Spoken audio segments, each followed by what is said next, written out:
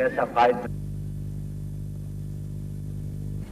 میری آرزو ہے، میری دعا ہے کہ کامیابی کی یہ لہر ہماری قومی زندگی کے تمام شعبوں کو سیراب کرے اور خوشحالی و اطمینان کے ثمر ہر طرف نظر آئیں.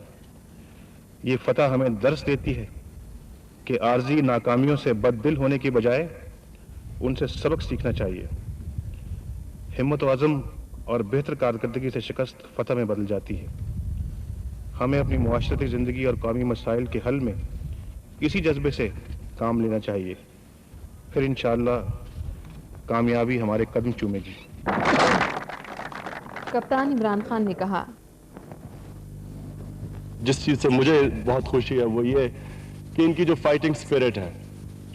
آپ نے شاید دیکھا ہوگا جو شارجہ کپ ورلڈ کپ سے پہلے ایک کمپٹیشن ہوئی تھی، اس میں یہی ہوا. ٹیم نے پہلے شروع میں بہت برا کھیلی، ہم ہار رہے تھے، ہمارے سپورٹرز نے دل چھوڑ دیا، ہم نے نہیں چھوڑا.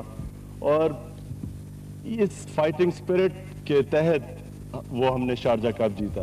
اور پھر یہی ہوا ورلڈ کپ فائنل پہ، ورلڈ کپ تھرو آؤٹ جب ٹیم اتنا برا کر رہی تھی. اور میں آپ کو یقین دلاتا ہوں کہ اتنا مشکل ہوتا ہے ٹیم کا اس ڈیمورلائز سٹینڈرڈ سے واپس آنا.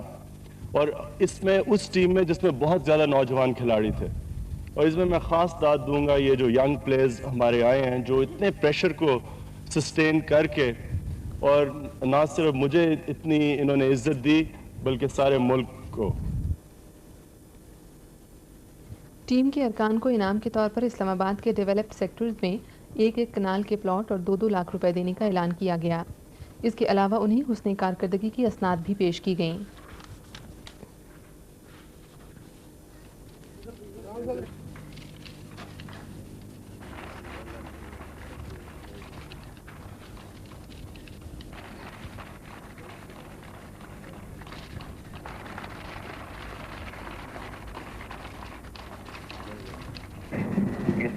کیا خدمت انجام دیتے ہیں.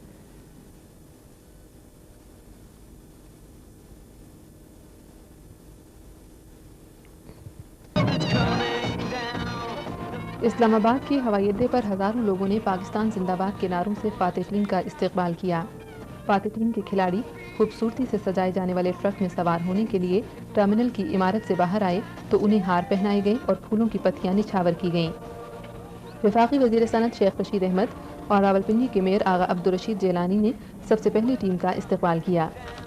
پاکستان ٹیلی ویژن کے نمائندے MZ سہیل نے بتایا ہے کہ ٹیم کے کھلاڑیوں کو ہوائی اڈے سے باہر آنے میں تقریباً 1 گھنٹہ لگا. ٹیم کو خوبصورتی سے سجائے گئے ٹرکوں، کھلی جیپوں اور ویگنوں کے بہت بڑے جلوس کی شکل میں ہوائی اڈے سے لایا گیا. کرکٹ کے شائقین جن میں نوجوان، بوڑھے، خواتین، اسکول اور کالجوں کے لڑکے شامل تھے، مختلف گاڑیوں میں سوار قومی نغمے اور گیت گا رہے تھے.